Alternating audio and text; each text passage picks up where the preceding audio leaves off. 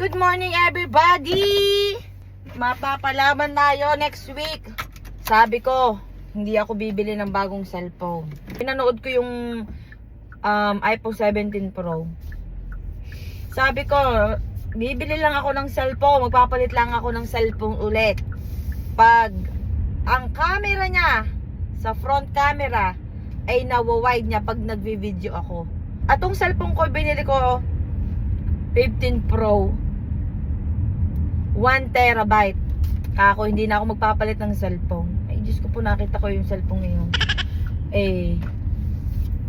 Yung nag-iisang features na gusto ko, parang ako pag ako nagbibideo, kitang-kita yung background. Hindi yung mukha ko laang. O yung ito, yung taba ko laang. Pero yun na nga, bibili tayo ng iPhone 17 Pro. Total, bayad na naman tong aking cellphone. So, meron tayong dalawang cellphone.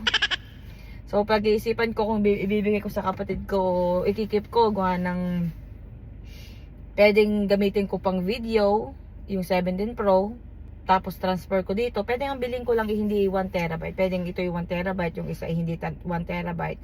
Para dito ko i-store yung mga videos ko. Doon lang ako magte-take ng video. Since itong cellphone ko is only Pro, like the small one, iPhone 15 Pro, I'm gonna get the 17 Pro Max. So, meron tayong small and big.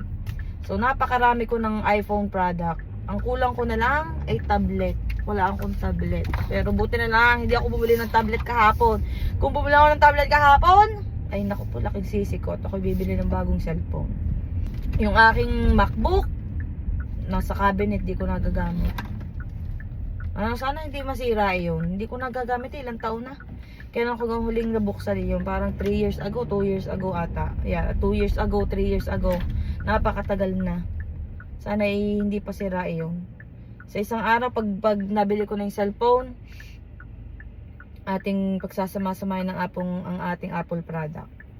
Tayo magilas-gilas. Pero yun nga, masaya ako at itong cellphone ko ay tapos na. So, dahil tapos na yung cellphone ko, tapos na yung hulugan, kukuha na ulit tayo ng bago.